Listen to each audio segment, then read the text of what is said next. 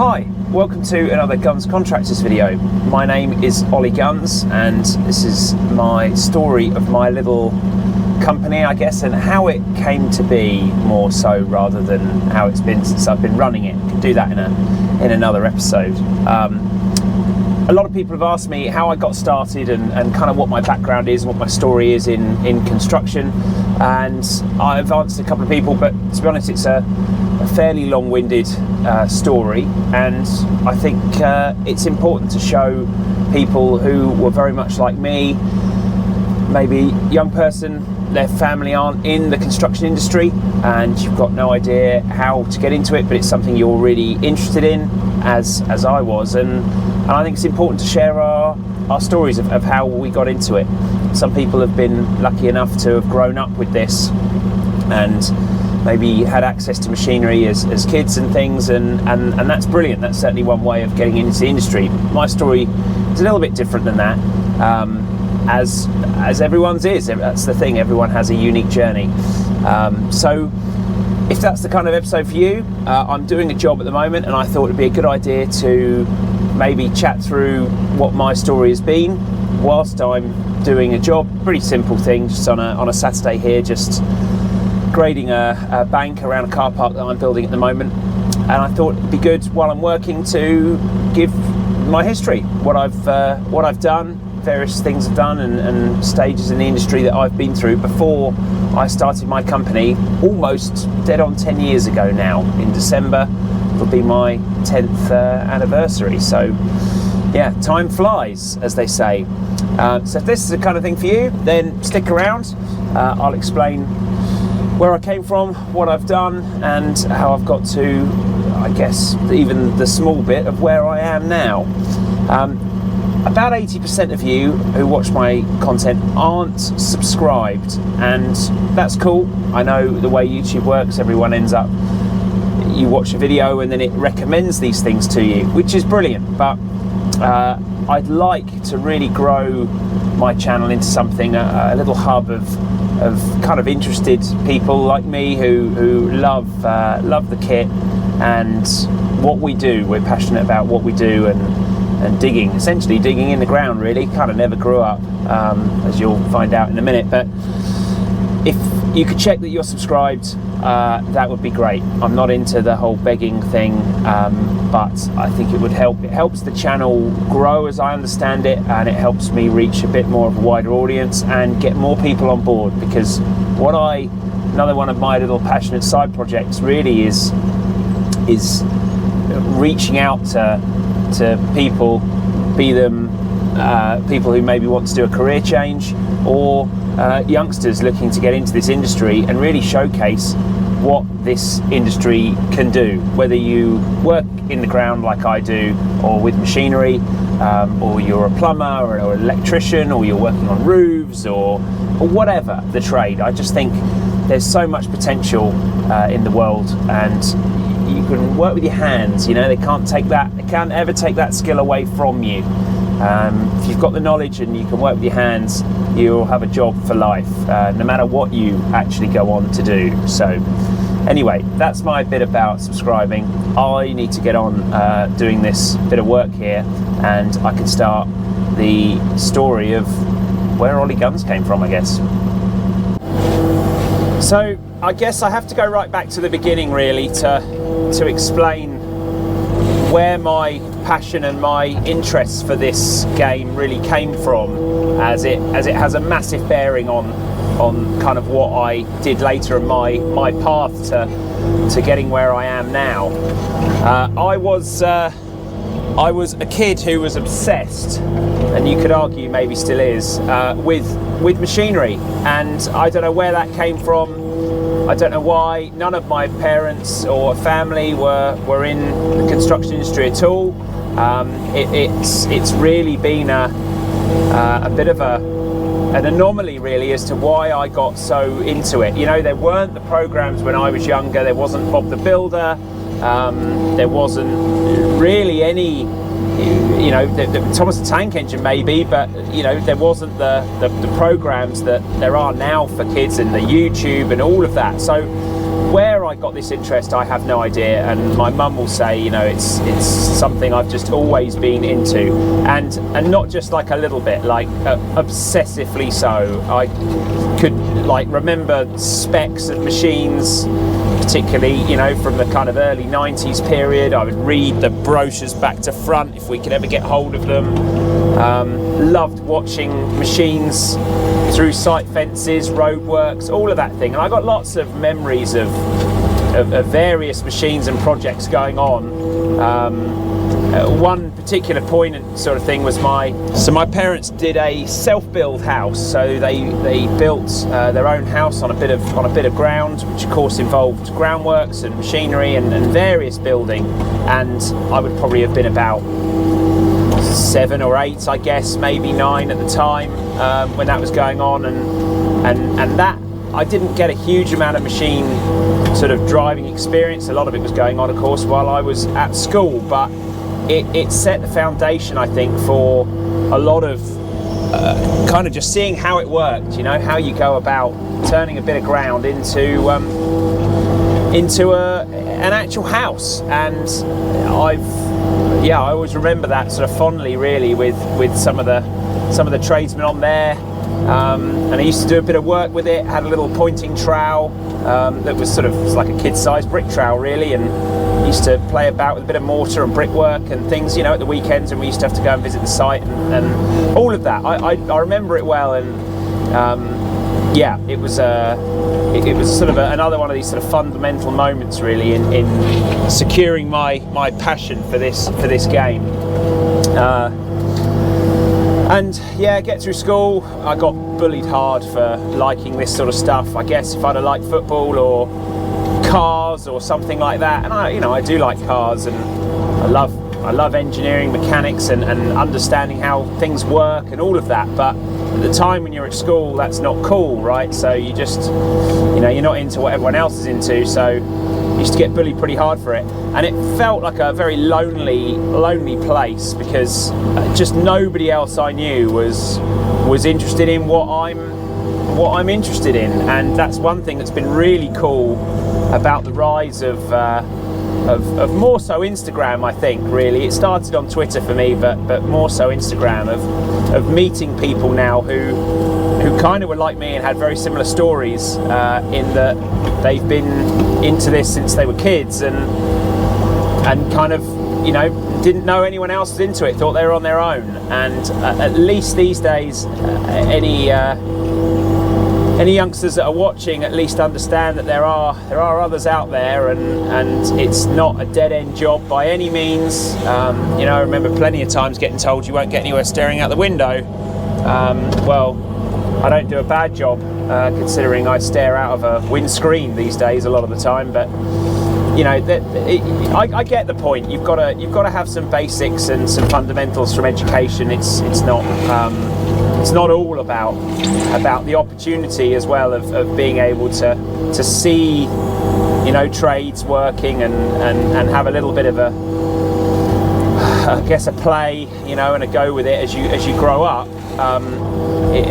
My math skills, and particularly that, and a bit of IT skills, and to a certain extent a bit of English have helped me massively in my quest to be my own contracting business, because you need to use all of them skills, right, to do this. It's not just about how well you can drive a digger.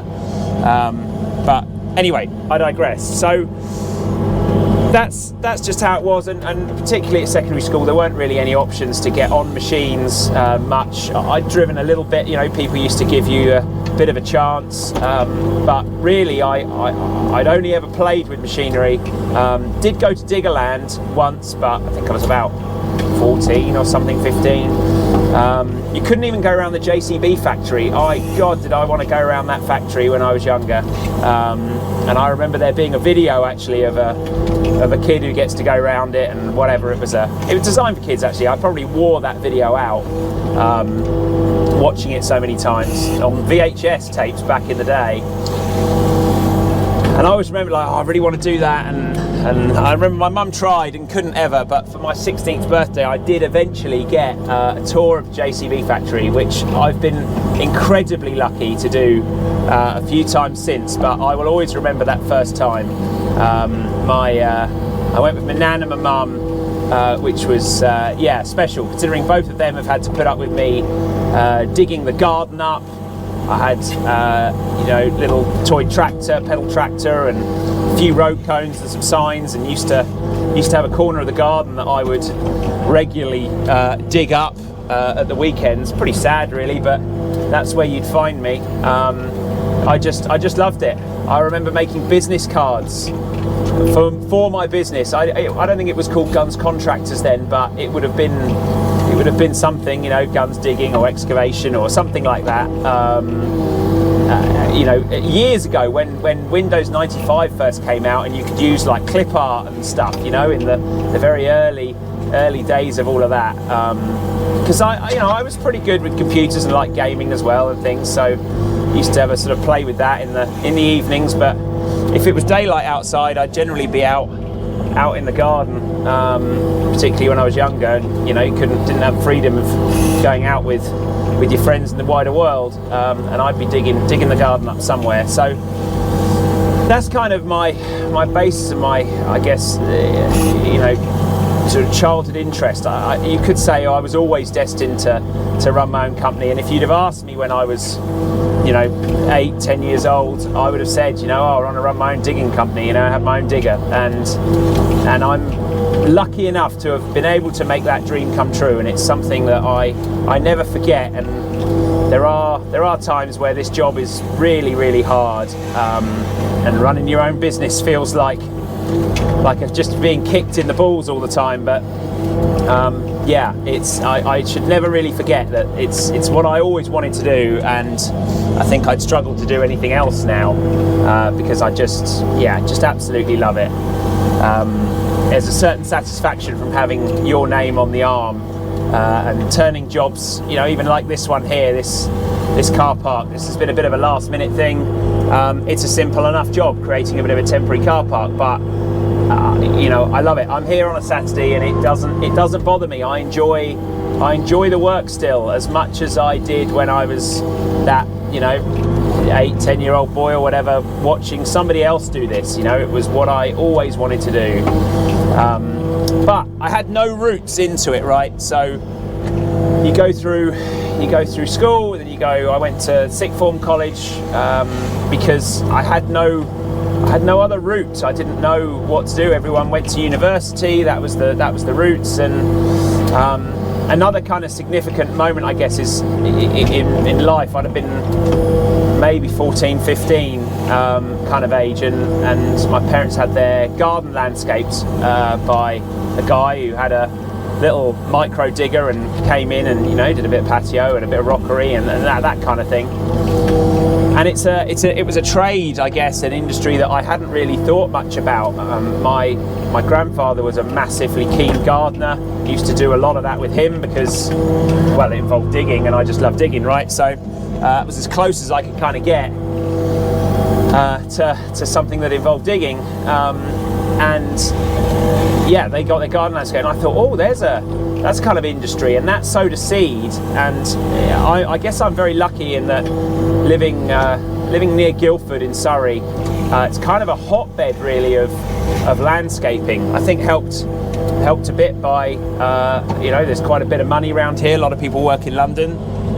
They commute, so it's a kind of commuter place, and they're happy to spend good money on a garden, which some people aren't lucky enough to afford that luxury. But as a result, there's a lot of landscaping based around here. There's also a lot of historic horticulture.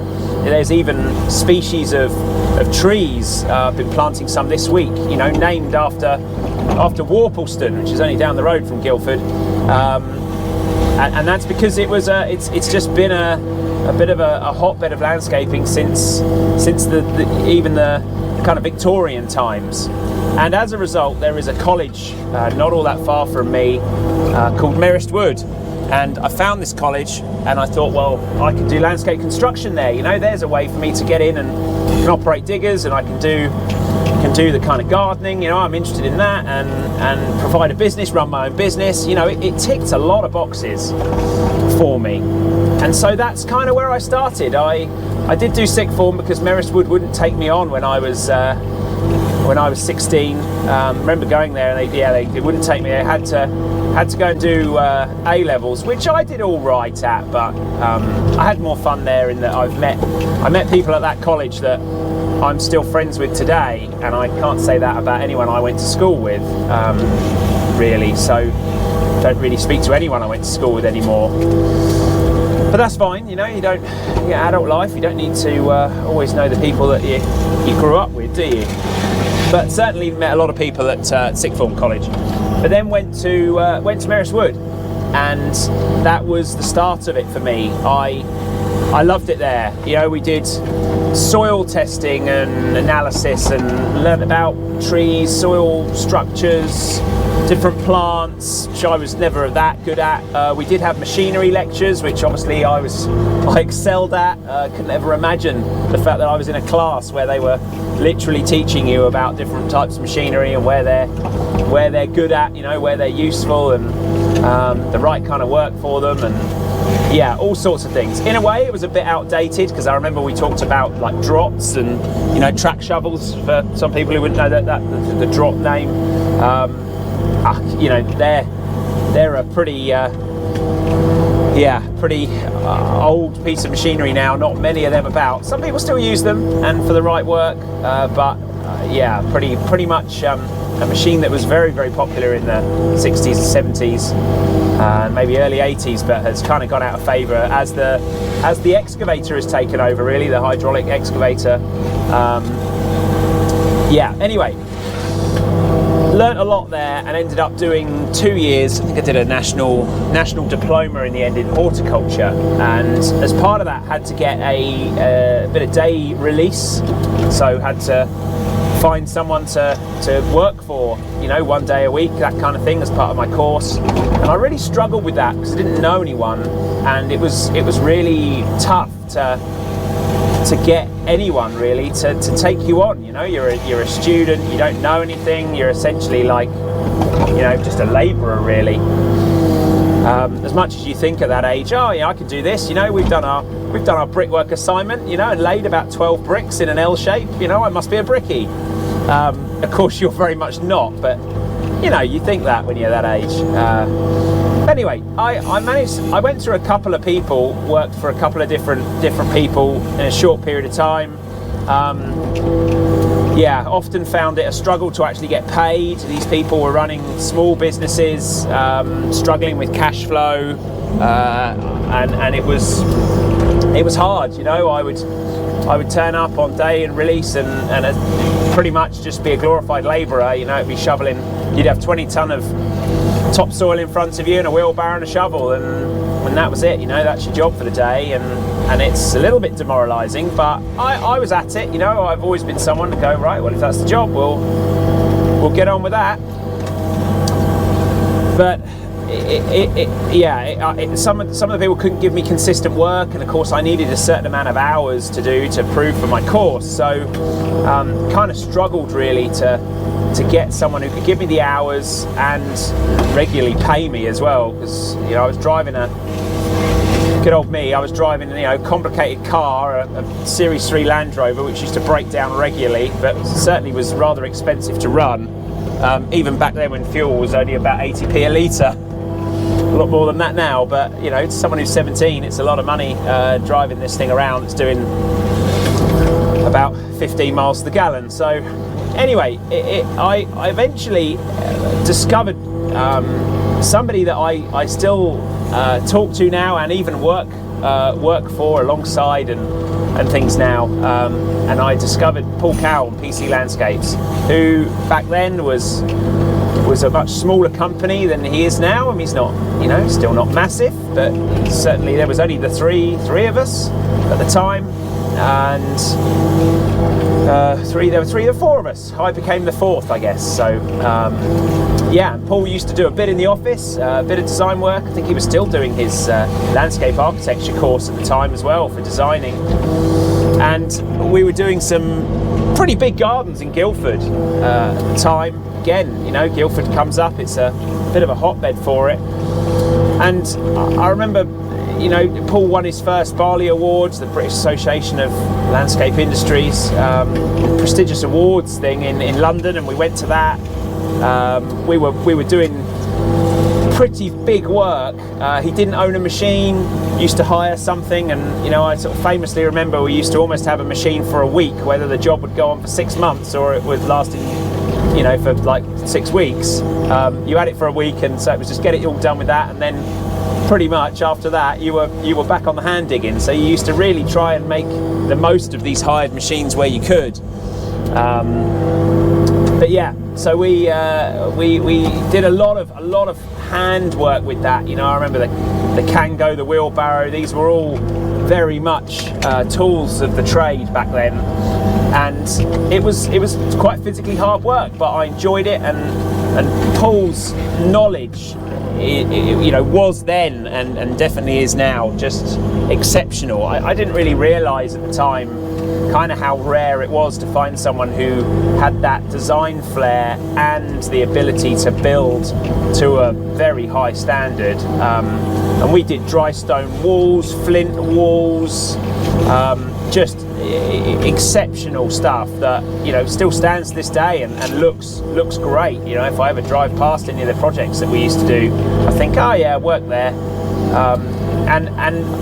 Yeah, thinking back, you know, we were doing stuff there that put me in such good stead for what I went on to do when I actually eventually ended up in the construction industry. So, you know, we would set out with string lines by hand and tape measures, but I learned all of that technique, you see, how to do that, which, you know, thinking now, that's an absolute godsend, and they were skills that at the time I didn't really realise it, but were just, yeah, so handy to know. We did drainage, you know, massive retaining walls in a project, and whilst I wasn't in construction, it was quite heavy duty landscaping. You know, some of the projects we did have a digger a little bit more than a week, but the principle always was, you know, sort of hire a machine for a short period of time to get a load of work done, and then there was often a lot of handwork, and it was hard work. And I looked at Paul's business and I thought, this is pretty hard. I sort of looked up the other two guys who were both skilled landscapers and could do some lovely work, but again, I had that in the back of my mind. I thought, you know, I want to run my own business in this one day, and I'm looking at this going, well, Paul is what I considered sort of at the top of his game, really. The work that he was doing, the quality, the type of jobs, and it just looks so hard work, really hard work. And I thought, can I really do this as a, you know, as a trade? You know, will this really work for me? And I just thought, I've got to look into alternatives. I really enjoyed my time working PC Landscapes, and again, I'm lucky enough now, I guess, to some years later go back and still do some work with them. He pays me a bit more money, mind you, now, but you know, it's in a way, in all ways, it's the same dynamic, and I hugely respect Paul. He is as I say, a fundamental person in my kind of you know, sort of later growing up, late adolescence and early 20s of kind of, I don't know, I never really forgot the things he taught me, and I know he watches some of my videos. He knows what I think. He's a top guy, and yeah, you just very rarely find people like that who have the skills and the knowledge to, yeah, teach you more than you realise at the time. But anyway, so I went looking for other alternatives, and I remember somebody my parents knew was a project manager on a housing site, and I went for a chat with him, and sort of thought, well, you know, what sort of thing do you do? You know, what's that work all about? And he ended up offering me a job, which he just started a new project, and it was for a house builder. And he said, well, I need someone who can deal with organising materials, stuff. These house building sites, you think everything that's needed to build it, from the bricks and blocks, mortar, right down to door hinges, taps for the bathroom, the kitchen sink, you name it, the lot. It all actually gets organised by the developer, and the trades then generally are on some are a supply and fix, but most are a labour only, or they supply sundries, as it's called. So if you're a plumber, you'll supply the copper pipe and the fittings and that kind of thing, and actually the boiler as well, weirdly. But things like the bathroom sanitary ware and things will be supplied by the developer. So my job, I went from shoveling and wheelbarrowing and mixing up, very much hands-on, to being in a bit more of a kind of office-based role on site. But I ended up my little 9-foot container that was my office, and I started organising deliveries and storage. I had 8 or 9 containers that I used to manage, a couple of labourers beneath me, and that was my start into the construction industry, really. And I didn't know a lot, but I remember very strongly this particular story of I must have been in only like the second week of me being there, or third week. It wasn't much, and we were starting to put the show home up, and there were some steels being erected, big like rugby post goal in a way, looked very similar to that, like a big H frame. And anyway, the project manager and his sort of site manager below him, they had to go to the head office for training for an afternoon for something, and so I was left, probably rightly or wrongly, but there wasn't a lot going on the site to kind of close up and make sure there were no sort of dramas. Anyway, so I'm there, and of course, I don't know a huge amount at this point, and I'm not pretending to either, but there's a crane, and these guys are erecting this steel, and they've obviously got this problem, they can't work it out. And I remember this guy coming in and saying like, oh, well, this doesn't fit, mate, you're going to have to sign day work, and you're going to have to pay for a revisit, and we're going to have to make this. And I'm like, oh, whoa, hang on a minute, like, what are you talking about? And I remember him being quite, almost sort of bullying into the fact that they really wanted this day work signed off, essentially, which would mean that, they get paid for the day. And, he didn't care what happened beyond that. It wasn't his problem. He didn't care if the showroom got built, really. It was just he needed paying for the day. Because obviously there'd been this sort of screw up. And I just thought, okay, well, let me show me what the problem is. Because I thought, well, I need to understand what the problem is, really, before I can make a judgment. And he was quite like, no, you just need to sign this, mate, and then we can go. And I'm like, no, I need to know what the problem is. So we marched up to the job, to the plot. And I remember looking at this thing and thinking, okay, so I can see the problem. There was an H-frame bit of steel, and then it had a leg that came off that, and then a padstone had been built by the brickies that would appear to have been in the wrong place. And this particular steel that kind of crossed back across was essentially too short. They were insisting the padstone was in the wrong place. And so I got my tape measure out, and this is where I sort of started to realise really what I had learnt with working for Paul, the landscaper.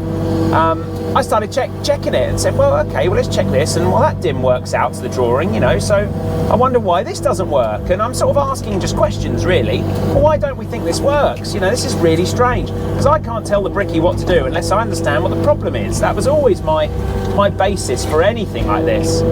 And anyway, these guys were getting irate. They were packing the crane up and basically desperate to get signed off to leave. And I suddenly realised, I said the middle of this H section, I said, is this these bolts are slightly offset, aren't they? And he's like, no, they're not. And I said, well, I think they are. Just hold the tape measure, and we measured again. And sure enough, this set of bolts, it wasn't by much. It was by about, I don't know, less than 150 mil or something. It was a very strange detail, but this set of bolts was offset, and that was why this steel was then in the wrong place. It obviously set this beam in the wrong place, which then set this offset steel in the wrong place, and it goes from there. So I said, well, that's just the wrong way round. I said, put that the right way round, that'll do that, that'll link to there. I said, I think the bricky's not the problem. I think that steel's in the wrong way round. Well, he didn't like that at all.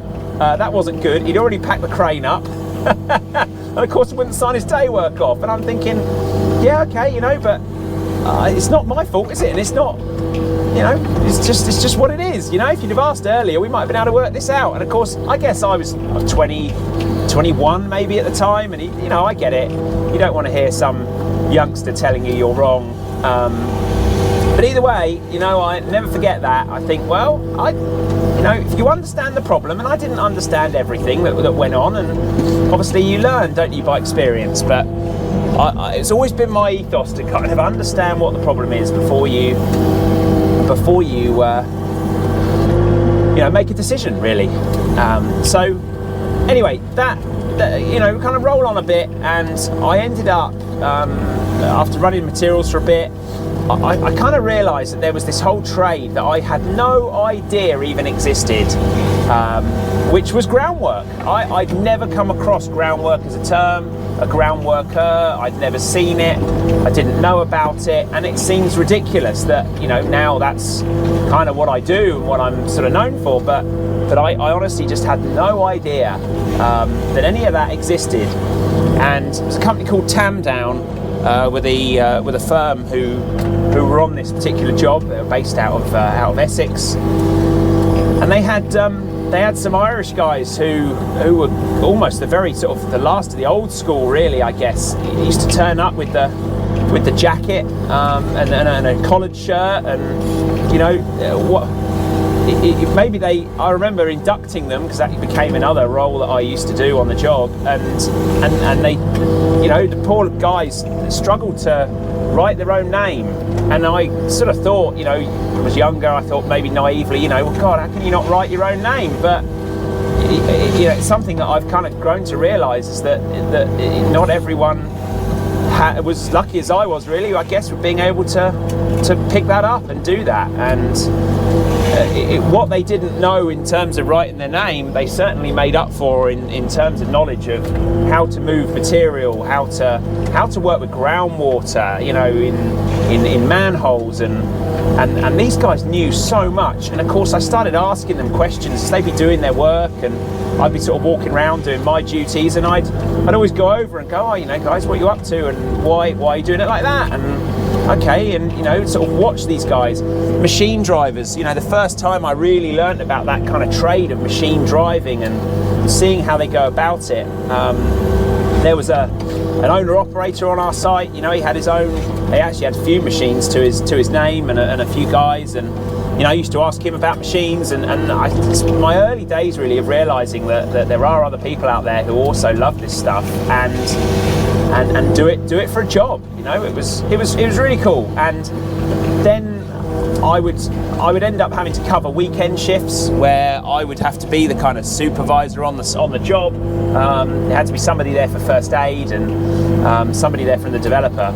And you know, it wasn't my job. In fact, it was very much not my job to be doing the work at all. I was there to well, mostly sort the materials out, but as I became, and as sort of doing more assistant site manager roles, you know, my job was to kind of supervise the work, make sure it was done safely, and that kind of thing. But I also had this huge interest in learning about it more and doing more of the work. So I started doing little bits. It might be a simple job. I remember we had a 3-ton Hitachi Axis 30, which would have been about a 2006 era machine, and still I think fondly of that machine. I rate them very highly, as you'll have seen from other videos of mine where I mention it. A fantastic 3-ton digger, brilliant little thing, and I would ask, you know, the foreman, you know, can I borrow the 3-tonner, because they often weren't using it, and go and like clean out from under the silo, or scrape a road, or tidy up the little temporary car park we had. You know, simple little jobs that I would kind of take myself off on and do, and that's where I started to really learn how to drive machines, because you do a bit and and then they might come over and go, well, why are you doing it like that? You might want to try this, and it kind of grew from there, really. These guys sort of taught me the very basics and let me experiment and have a play, mostly with the small stuff. I didn't really feel that confident in the bigger machines, but you know, on a Saturday I'd then come in, we'd get all the paperwork in order, permits to dig, all of that sort of stuff, and then I'd actually go out and end up kind of working alongside the groundwork crew, because it was what I enjoyed. And they'd often be doing things like pouring concrete or you know, for a foundation on a Saturday, or a bit of tarmac. It was always kind of easy job and knock stuff, you know. You never want to give yourself a tough task to do on a Saturday. Hence I'm here today, you know, doing something easy. You don't want anything too taxing on a Saturday, do you? And it got to a point where they would then start saying, oh, you drive the machine, Ollie, you know, so-and-so hasn't turned up. He obviously had a bit too much fun in the pub last night, and, you know, can you drive the machine for us? Which, I can tell you now, I remember being the most nerve-wracking thing, because you had these guys who I respected hugely because of their ability to do this work and the way they went about stuff, and their knowledge of what, you know, just how to get out of problems and situations, different things you get with being a ground worker, and they're asking me to drive the machine, and I'm thinking, wow, that's a, you know, privileged position.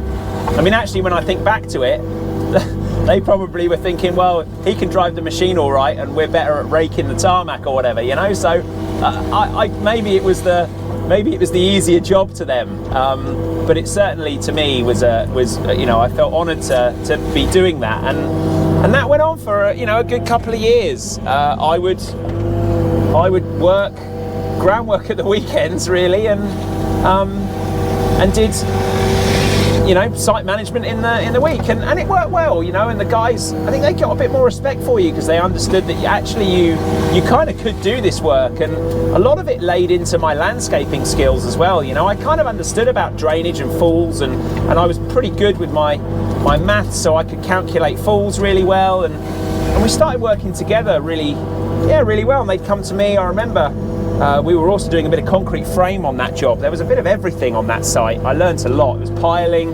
vibration, stone columns that we did. We were grouting up, injection grouting on some solution features, like, you know, it was in near Maidenhead's, a lot of underground caverns, basically, that you get, sinkholes, otherwise known as. And I remember, you know, we found some of those with the ground penetrating radar, and we had to fill them in, and then that changed the foundation designs from strips to structural slabs. And you know, I learned a lot about concrete as well, reinforced concrete.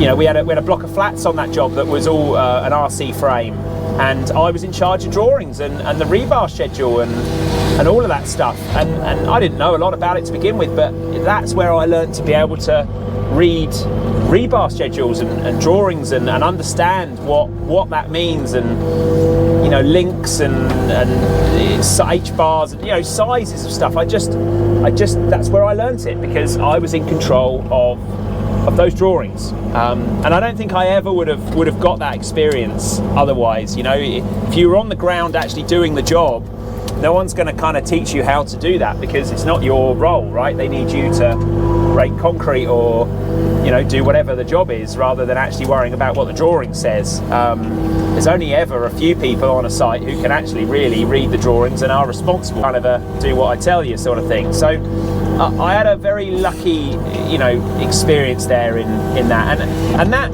you know, a few times I'd be able to look at a drawing and go, well, that isn't right, you know, that doesn't line up with that, and you go back to the engineer and the architects and things, and have these discussions about stuff. And a lot of the time, sometimes I'd be like, sorry, I just don't understand what you mean there, and you know, they'd explain it to you, and that's how you learn, isn't it? You know, if you don't pretend that you know everything, which I never ever did. Always would say, look, I don't really understand what you mean there, you know, do you mean this, or what do you mean there? And people would help you, because why not? Anyway, I then started doing a little bit of stuff at the weekends for myself. That's, I guess, when that sort of started. My dad sold his car sales business, and we lost the workshop, which of course was necessary for me driving old Land Rovers about. So he bought a new house and sort of retired, and we needed to build a workshop. So I used to borrow machines from people at the weekend, and then started sort of clearing this land, and with the idea of putting a workshop on it someday. That was the idea, so that we could carry on playing with Land Rovers, because I also used to compete in them at trials and did a few winch challenges and that kind of thing. So needed somewhere to fix a car, really. Anyway, then the 2008 credit crunch crisis happened, and pretty much very, very quickly all the new foundations were stopped on a site. We weren't allowed to build any more new houses. Phases weren't being released, and slowly the site started dwindling down, and you could see what was going to happen. You were building yourself into a corner, and you could see that this wasn't going to be forever. So we ended up getting made redundant in, I think, the February of 2009 in the end. And I thought, okay, no job, bit of a shame. And I remember sitting at home that first day. I thought, this is brilliant. I can just go out and ride my bike and, mess about. Spring's coming. This won't be so bad. I was lucky, I guess. I still lived at home at that time. I was 22, I think. 23 maybe. I thought, well, that's all right. And I remember going back to the site like one last time, and I picked up a load of tools and basically kind of tried to equip myself with stuff that I thought I'd need, because I thought, I'll build this workshop, for my dad, and ended up sitting at home that first day, and I thought, this is boring. Everyone else, all my mates are at work or uni still. I've got to do something else here. So ended up ringing him up, and he said, well, come over, cut a hedge. I've got a hedge, a tree. I think it was a tree to cut down and take something out of my hedge. Anyway, that job led on to another job for the neighbour, and he said, can you do my hedge and cut this and trim that, and kind of back landscaping again, really. But of course I had all this skill and knowledge from the building side as well, and you're a little bit older and you have a slightly different approach to it. So I kind of tackled it in a slightly different way, and was always thinking, right, well, I need to earn some money here, because I've got to pay the rent to my parents, for living and that kind of thing.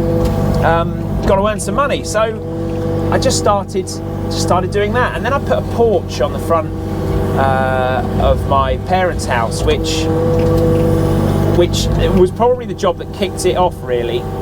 There's only a little porch, double glazing, windows, just infilled really underneath the roof. Used to have a sort of overhang anyway, and all I did really was infill it. So I had to move a foul drain, a little bit of a concrete slab for an internal floor, raise that up, build a little bit of brickwork up to DPC, ready for the PVC windows to go in, and that's what I did. And it was only a week, maybe 8-day project or something for me. Organised the windows, but it was a nice little job, really. And I suddenly thought, do you know what, I could do this. That's not too bad. And the builder who used to live opposite us, I sort of always thought he was just a plasterer, but it turns out he was doing a bit of little development himself. And this was in the middle of the credit crunch, so things weren't particularly great for anyone in terms of work. But he seemed to have some work. And he came home one day and came over and said, I didn't realise you did this kind of thing. And I said, well, don't really, but this is the situation and it's what I'm doing. Anyway, he goes, right, well, don't suppose you can drive a digger, can you? And I thought, yeah, can I?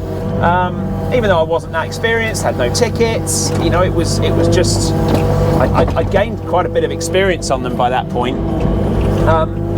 And he said, well, turn up at this job, for this person I'm working for, and she wants a pond, and she wants this, and she wants that, and I ended up working there for about 3 months, knocked a house down.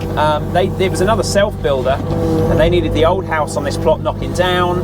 Their new house was already built, and they just moved into it. And then a bit of landscaping, you know, give them a driveway, give them something to do. I don't think we ever actually ended up doing the pond in the end. That's the crazy thing with that job. It grew from there, I guess.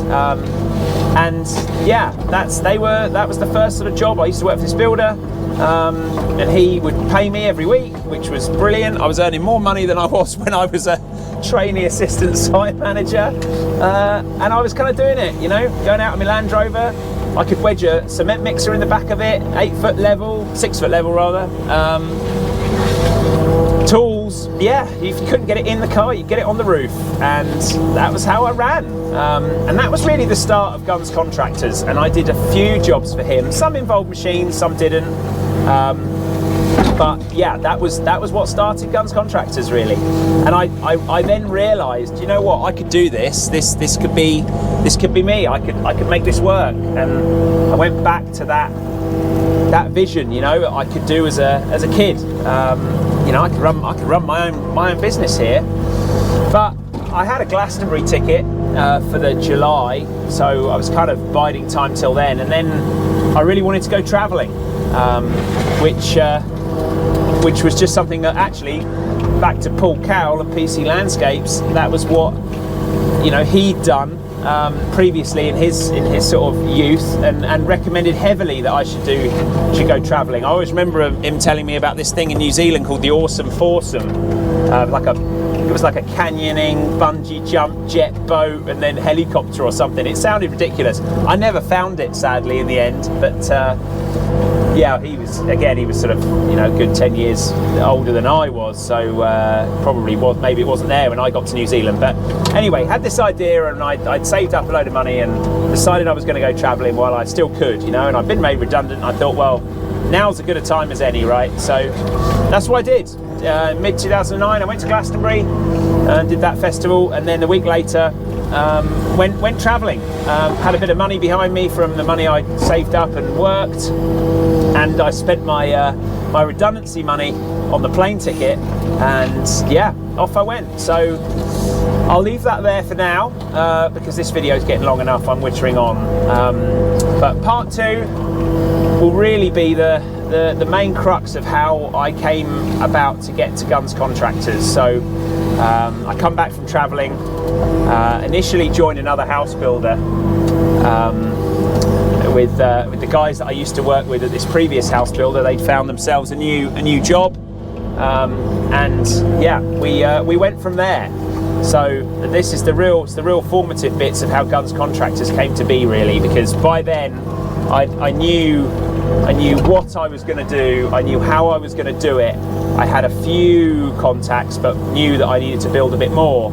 And it kind of gave me the momentum. You know, some people go travelling and they realise that, you know, it's what they love it. They love it out in wherever, Australia or Canada, and don't get me wrong, they're lovely places. But I kind of went around the world and actually realised that, you know what, quite like England, and I don't know, it helped to form the plan. You know, I think it's very easy to get lost when you're in your early 20s. There's a lot of potential expectation of, well, you should be doing this, should be doing that, you know, so and so's doing this, or they've just come out of university and they've got this degree job, and you think, well, that's lovely, but you know, it's not for me, it's not my path. But there are other ways, and I found them eventually, but it did take a while.